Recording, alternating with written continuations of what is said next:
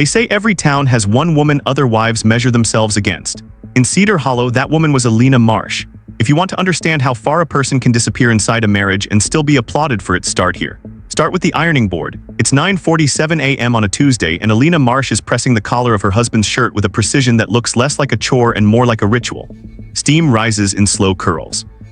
Her hands move the same way they've moved for 20 years, practiced, unhurried, exact. On the other side of the picket fence, two neighbors pause mid-walk, coffee cups in hand, watching her through the kitchen window like she's a scene in a painting they've decided to admire. That woman, one of them says, shaking her head with something between envy and disbelief, has never once complained, not once in 20 years. The other nods slowly. Daniel doesn't know how lucky he is. They say it like a compliment. In Cedar Hollow, it's practically scripture. Elena Marsh, the devoted wife. The woman who remembers birthdays no one else does, who shows up with casseroles before anyone asks, who smiles even on days that would break most people. She is, by every visible measure, the town's proof that a marriage can still be a fairy tale. But the camera lingers a moment too long. Long enough to notice what the neighbors don't. The way Elena's shoulders are just slightly too rigid, the way her smile arrives half a second after it should. Long enough to catch the pause. It happens fast, so fast you could miss it if you blinked. Elena sets the iron down. She looks at her left hand, at the wedding ring she's worn since she was 23 years old, and for one unguarded second something crosses her face that has no name yet. Grief, calculation, maybe both. Her lips move. A whisper so quiet even the walls barely catch it. We don't know what she says, not yet. By the time Daniel Marsh walks into the kitchen, tall, composed, checking his watch before he even says good morning, Elena's face has already rearranged itself into the one everyone knows. The devoted smile, the steady hands, the woman everyone envies. He doesn't ask what she was thinking, he never does. And that, more than anything else in this story, is where it begins. He never asks what she was thinking. But if you spend enough time inside the Marsh house, you start to understand why. The house itself looks like something out of a magazine: white shutters, a wraparound porch, hydrangeas trimmed to the same height every spring. Inside, it's even more precise, cream-colored walls, furniture arranged at right angles, not a single photograph out of place, not a single cushion sitting crooked. Visitors always comment on how put together it all feels, how calm, how effortless. What they don't see is how much effort calm can take. This is where we meet Daniel Marsh in full, not the version glimpsed at breakfast, watch-checking and distracted, but the version Cedar Hollow actually knows. At the hardware store, he's the guy who remembers your name.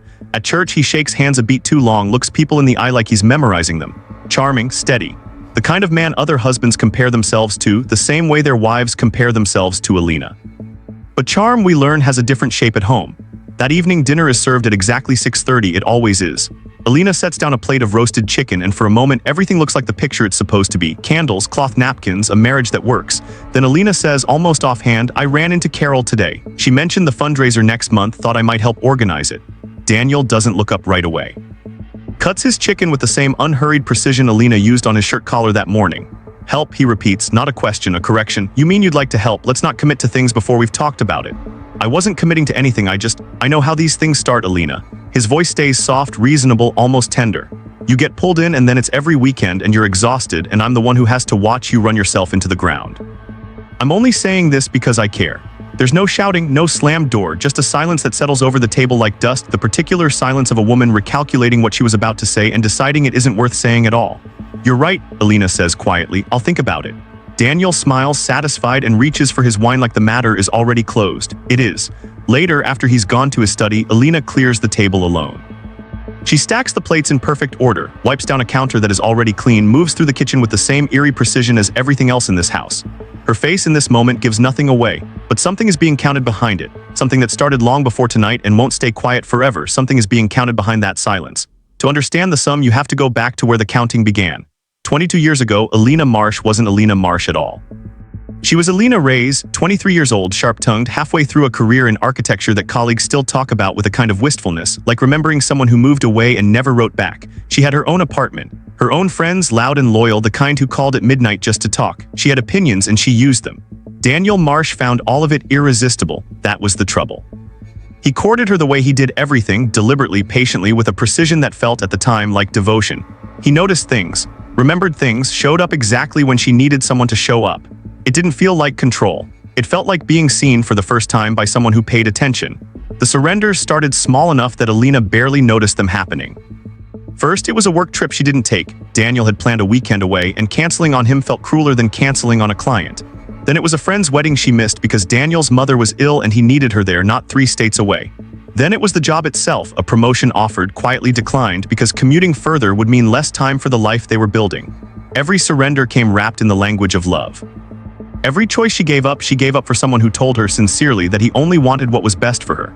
And somewhere in all of it, she stopped being Elena Reyes and became something else. At dinner parties, she was introduced as Daniel's wife. At church, the neighbors, the school functions, always Daniel's wife, rarely Elena, as if her name had quietly been absorbed into his. She let it happen. That's the part she still can't forgive herself for. She let it happen, one reasonable-sounding concession at a time, until there was almost nothing left in the house that had been hers to begin with. Almost nothing, except a shoebox in the back of her closet, and inside it a photograph with curling corners. Elena at 22, laughing on a rooftop somewhere, wind in her hair, a woman who hadn't yet learned to make herself smaller. She keeps it hidden not because Daniel forbids it, but because some part of her isn't ready to explain who that woman used to be. It's while searching for that same shoebox, tucked behind old sweaters, pushed to the back of the shelf, that she finds it instead. Folded once, wedged into the inside pocket of Daniel's spring coat, a coat he hasn't worn in months, a hotel receipt. A city 2 hours away. A date she remembers clearly because it was the weekend Daniel told her he was at a conference. Elena stands there a long moment, the receipt trembling slightly between her fingers. The devoted wife has just learned something the rest of Cedar Hollow doesn't know yet. She isn't the only one keeping secrets in this marriage. She isn't the only one keeping secrets in this marriage. But she's about to learn she isn't the only one keeping him either. Elena doesn't confront Daniel that night. She doesn't confront him the next night either. Instead, something quieter and colder begins, the kind of investigation no one teaches you how to run, except that 20 years of paying attention to a man's habits turns out to be excellent training. She starts small. A credit card statement left open a little too long on the kitchen counter.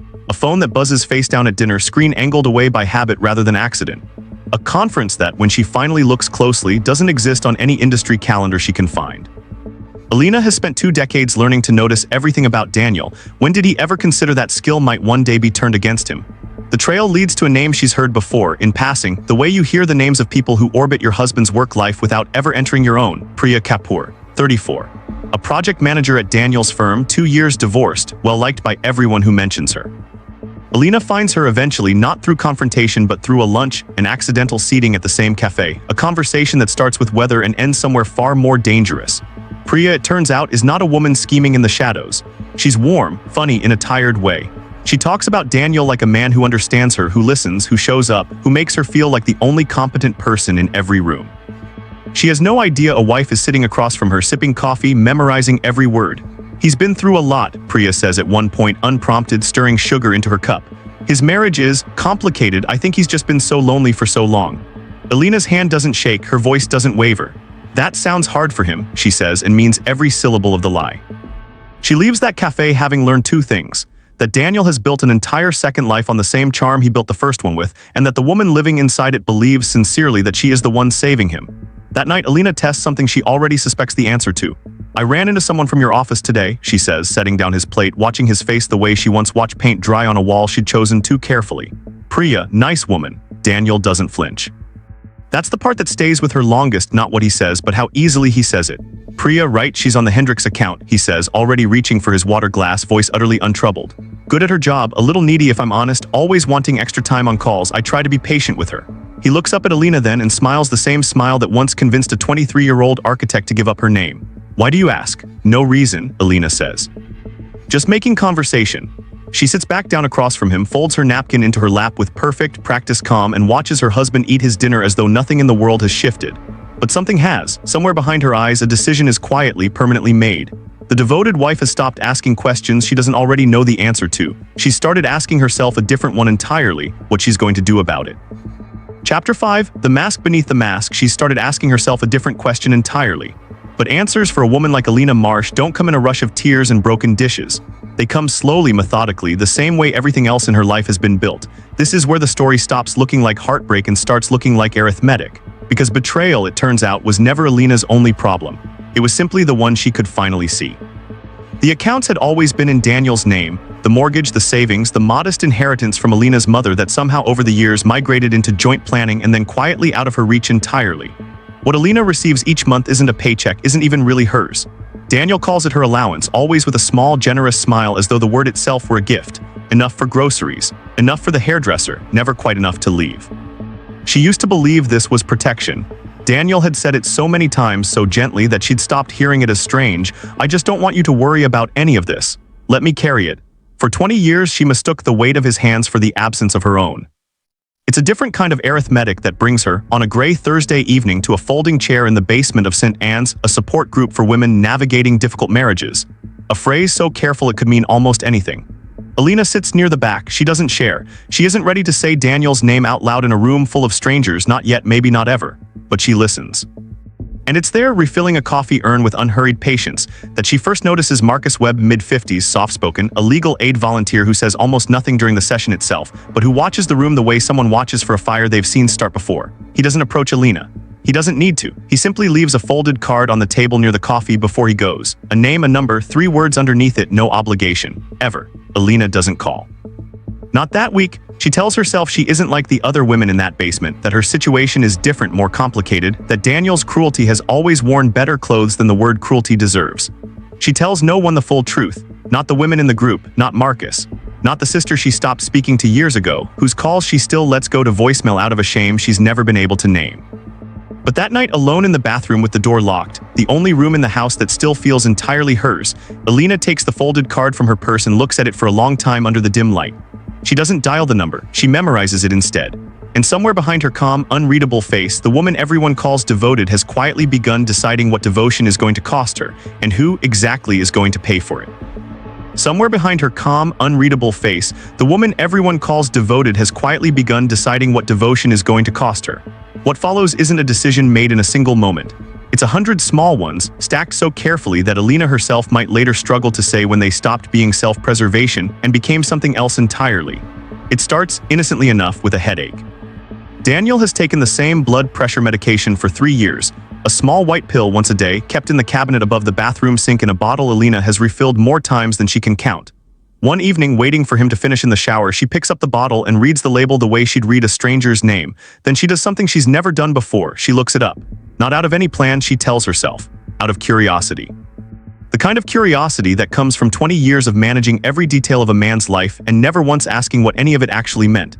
She learns what interacts with what symptoms look like ordinary exhaustion. What a doctor would and wouldn't think to test for in a man with a documented heart condition and a wife everyone describes unanimously as devoted. She closes the browser tab. She tells herself she was only curious. But curiosity in the weeks that follow starts to look a great deal like observation. Elena begins noticing Daniel's habits with a precision she's never applied to anyone but herself. What time he takes his pill, how he takes it, always with the same glass, always after his shower, always while checking his phone with the particular distracted ease of a man who has never once imagined his wife capable of surprising him. She notices. She doesn't act. Not yet. The distinction matters to her, though she couldn't fully explain why even to herself. At night, when Daniel is asleep and the house has gone silent in that particular way only the Marsh house ever seems to go silent, Elena stands in front of the bathroom mirror and rehearses. Not words, a face. She practices the smile she'll wear tomorrow morning, warm, a little tired, entirely unremarkable, the way an actress might rehearse a role she's played so long she's forgotten where the performance ends and she begins. She watches her own reflection soften into devotion on command and feels nothing behind it at all. It's the emptiness that frightens her more than anything else. Not guilt, not fear of being caught. Just a vast, quiet nothing where her love for this man used to be, and beneath that nothing, something colder starting to take its place. When she finally calls Marcus, she doesn't tell him about the pill bottle or the browser history or the rehearsed smile. She tells him only what feels safe to say out loud. I think I'm ready to think about leaving, she says, voice steady, staring at nothing in particular. Marcus on the other end of the line is quiet for a moment before he answers gently. Thinking about it is a good place to start, Elena. Whatever you decide, you don't have to do it alone. She thanks him, she hangs up. She doesn't mention leaving to Daniel that night or any night after. Because 2 days later, Daniel comes home with news that changes everything: an anniversary, 20 years in the making, and a party he insists on throwing to show the whole town exactly what they've built. Elena smiles when he tells her, the rehearsed one. It fits perfectly. Chapter 7, 20 years, one toast. Elena smiles when he tells her, the rehearsed one. It fits perfectly, and it's about to be tested in front of an entire town.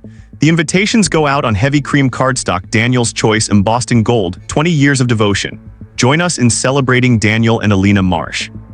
He spends 3 weeks planning every detail himself. The string lights threaded through the backyard trees, the 4-tier cake, the string quartet he insists will elevate the whole evening. He tells anyone who will listen that he wants to show the world what he and Elena have built. He never once asks Elena what she wants to show anyone. By the evening of the party, the Marsh backyard has been transformed into something out of a dream, candlelight flickering along linen-draped tables, champagne flutes catching the glow like they're lit from within, the low murmur of a town arriving in its best clothes to witness 20 years of a marriage they've spent that long admiring from the outside. Cedar Hollow shows up in force. Neighbors, church friends, Daniel's colleagues. Including Priya Kapoor, who arrives in a soft blue dress, greeted at the door by Daniel with a warmth just careful enough to look professional to anyone who isn't looking closely. Elena is looking closely. She kisses Priya's cheek in greeting anyway, tells her she's glad she could come, and means it in a way that has nothing to do with hospitality. And then, near the gate, a car Elena wasn't expecting. Grace steps out of it slowly, like she isn't sure she's allowed to be here. Elena's older sister, 6 years of silence between them, a rift neither of them has ever fully explained to anyone, including themselves. She's aged in ways Elena notices immediately and painfully. When their eyes meet across the yard, something passes between them that no amount of small talk will be able to undo tonight. Grace doesn't smile. She studies Elena instead the way only a sister can, cataloging everything wrong beneath everything right, the too careful makeup, the dress a size looser than it should be, the smile arriving as always half a second late. "You look happy," Grace says when she finally reaches her, and it isn't a compliment, it's a question wearing a compliment's clothes. "I am happy," Elena says. 20 years, Gracie, come on, have some champagne." Grace doesn't answer right away. Her eyes drift past Elena's shoulder to where Daniel stands laughing with a cluster of guests, hand resting briefly casually on Priya's arm before moving on to greet someone else, a gesture so small most of the yard doesn't register it at all. Grace registers it. Somewhere behind them a cork pops and the crowd laughs at the sudden celebratory sound of it. Champagne foams over a glass and someone calls out to the Marshes. A dozen glasses rise in unison, catching candlelight, catching the particular golden hour of a party that hasn't yet learned what it's about to become. Elena raises her own glass along with everyone else. Her hand is steady. Her smile is perfect, practiced, warm enough to fool an entire town that has spent 20 years wanting to believe in her. It doesn't reach her eyes. It never has, not really, but tonight, for the first time, someone in this yard is finally close enough to notice. Grace watches her sister drink and feels something cold settle low in her stomach.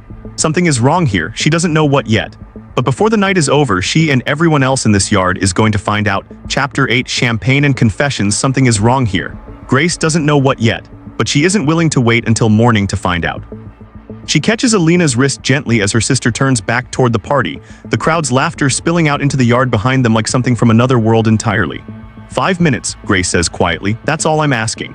Elena hesitates just long enough for the mask to flicker, then nods and leads her sister inside, away from the candlelight and the string quartet, into the hushed, cream-colored quiet of the house itself. She closes the study door behind them. For the first time in 6 years, it's just the two of them and no performance left to hide behind. Grace doesn't waste the 5 minutes on pleasantries.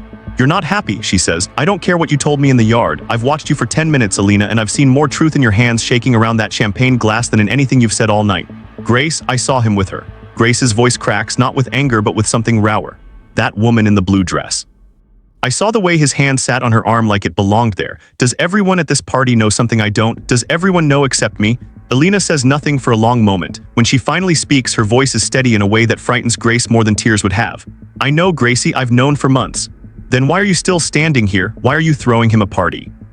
Grace crosses the room, takes both of Elena's hands in hers, the way she used to when they were girls and the world felt too big for either of them alone. "Leave him tonight, right now. Walk out that door with me and don't look back. I mean it, Elena. I have a spare room. I have a car outside. I have 6 years of silence. I will spend the rest of my life apologizing for if you just..." "Grace." Elena's voice cuts through, quiet but final. "Stop." Grace stops. Searches her sister's face for something she recognizes and finds instead a calm so complete it feels like a locked door. "It's already handled," Elena says. The words land strangely in the small room, too composed, too final for a sentence that offers no explanation at all. Grace waits for more. Elena doesn't give her any. No plan, no timeline, no mention of lawyers or Marcus Webb's card memorized and carried for weeks, or anything that might make the sentence make sense. Handled how? Grace asks, and there's fear in it now, threading through the anger. "Elena, what does that mean?" Elena reaches up and with a gentleness that feels almost maternal, tucks a strand of hair behind her sister's ear the way their mother used to a lifetime ago. "It means you don't need to worry about me anymore," she says softly. "Not after tonight." Before Grace can press further, Elena is already moving past her, already reaching for the study door, already smoothing the front of her dress with the same practiced calm she rehearsed alone in a bathroom mirror weeks ago. She picks up a fresh glass of champagne from the hallway table without breaking stride. "Come on," she says, not looking back. "Daniel's about to make his speech. I wouldn't want to miss my own toast." The door opens. Candlelight, laughter, and the low golden hum of 20 years of marriage pour back in around her. Grace stands frozen in the study a moment longer, Elena's words circling her like something she can't quite catch. It's already handled. She has no idea, not yet, exactly what those words are about to cost. Chapter 9. The toast. She has no idea, not yet, exactly what those words are about to cost. In a few minutes, neither will anyone else in that yard, not until it's far too late to matter. Daniel taps his glass with a silver spoon and the crowd quiets by degrees, laughter dying into an expectant hush beneath the string lights. He stands at the head of the longest table, champagne in hand, every inch the man Cedar Hollow has spent 20 years admiring. "Thank you all for being here," he begins, voice warm, practiced, pitched perfectly for a crowd. 20 years ago, I married a woman who taught me what devotion actually looks like. A ripple of soft laughter, a few knowing nods. Elena has given me everything, her patience, her support, her whole self, honestly, without ever once asking for anything in return. I've told people for years that I don't deserve her. Tonight, I just want to say it in front of everyone who matters. He raises his glass higher. To the most devoted wife a man could ask for. Glasses lift around the yard. Someone near the back calls out to Elena, and the crowd murmurs it back like a hymn. Elena rises slowly from her chair. Grace, standing near the study doors, feels her stomach drop the moment she sees her sister's face, calm, composed, and utterly unlike the woman who just begged her 5 minutes ago to run. "Thank you, Daniel," Elena says, and her voice carries easily across the yard, clear and steady. 20 years is a long time. I'd like to say a few things too, if that's all right. Daniel smiles, gestures graciously for her to continue, already anticipating the gratitude that always follows his own performances. It doesn't come. "For 20 years, Elena says, I've been the woman you all just toasted, devoted, patient, endlessly self-sacrificing, and every one of those words is true, but none of you ever asked what it cost me to earn them." The yard goes very still. "I gave up my career for this marriage," she continues, and her voice doesn't waver. "I gave up my friends, my name, my say in what happened to my own inheritance. I became Daniel's wife at every dinner party in this town, and I let it happen because I was told again and again that it was love." She turns finally to face him directly. "It wasn't love, Daniel, it was control, wearing love's clothes so well that even I couldn't tell the difference for 2 decades. "Elena," Daniel's smile falters for the first time all evening, his voice pitched low, urgent. "This isn't the place. There's a woman here tonight in a blue dress," Elena continues, and every head in the yard turns involuntarily toward Priya, who goes white where she's standing. "Priya didn't do anything wrong. She was lied to the same way I was, just from a different angle. Room 214, Daniel. The conference 2 hours away. I found the receipt in your coat pocket in March."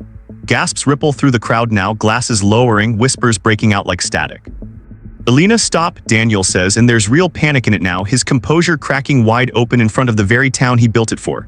"You don't know what you're—" "I know exactly what I'm doing," Elena says, and for the first time all night her voice softens, not with mercy but with something almost like relief. "I've known for months. I've had time to think about it, about all of it."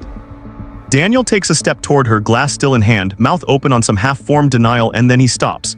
His free hand goes to his chest. His face changes, confusion first, then something sharper, more frightened as his knees buckle beneath him. The glass slips from his fingers and shatters against the stone patio, champagne spreading dark across pale gray in the candlelight. "Daniel," someone screams. Chairs scrape back violently. Priya's hands fly to her mouth. Grace lunges forward, catching Daniel's shoulders as he collapses, calling his name over and over. Somewhere in the chaos, a phone is already dialing, a trembling voice giving the address. "Please hurry, please, he's not breathing right," and in the center of it all, Elena Marsh stands perfectly still. Her champagne glass, the one she raised for the toast, the one no one thought to look at twice, sits empty in her hand. She doesn't scream, she doesn't move to help him. She simply watches, calm as candlelight, as 20 years finally comes apart at the seams in front of everyone who ever envied her.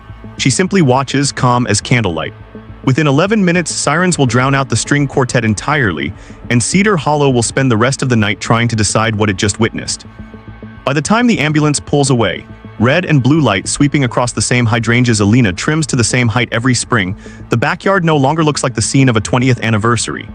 Yellow tape stretches between the porch railings and the string lights still glowing overhead. An absurd, glittering contradiction, celebration and crime scene occupying the same 6 inches of air. Champagne flutes sit abandoned on every table, some still full, catching light like nothing has happened at all. Guests cluster in stunned knots across the lawn, unable to leave, unwilling to look away. A patrol officer takes names. Someone's crying near the cake, still untouched, 4 tiers of white frosting glowing faintly under the porch lights like a joke no one has the heart to finish. Detective Renata Cole arrives 20 minutes later, unhurried in a way that unsettles people more than urgency would. Late 40s, sharp-eyed, a woman who has clearly stood in enough backyards like this one to know that grief and guilt often look identical from a distance, and it's her job to find the seam between them. She starts, as she always does, with whoever looks least composed. That's Grace. He collapsed right after Elena stood up to say something, Grace says, arms wrapped around herself despite the warm night, voice unsteady. I don't know what I saw. 1 minute they were talking, the next he just went down. What was she saying? Cole asks, notebook open, pen still. Grace hesitates. Things about their marriage, about another woman. It wasn't a normal toast, detective. It was like she'd been rehearsing it for weeks. Cole writes nothing down yet. She simply nods, files it, moves on. Priya is harder to reach. She's sitting alone near the fence line, blue dress catching porch light, face blank in the particular way of someone still waiting for her body to catch up to what her mind already understands. When Cole approaches, Priya's first instinct is defense. I didn't know he was married when it started, she says quickly before Cole has asked anything at all. I mean, I knew, but he told me they'd been separated for years, that the marriage was just paperwork at this point. I didn't do anything to that woman, I didn't even know her. Nobody's accusing you of anything yet, Cole says evenly. Tell me what you saw tonight. Priya's hands are shaking around a glass of water someone gave her and she hasn't touched. She looked right at me when she was talking, like she wanted me to hear every word of it. A pause. I think she planned this, all of it. The party, the toast, I think we were all just there to watch.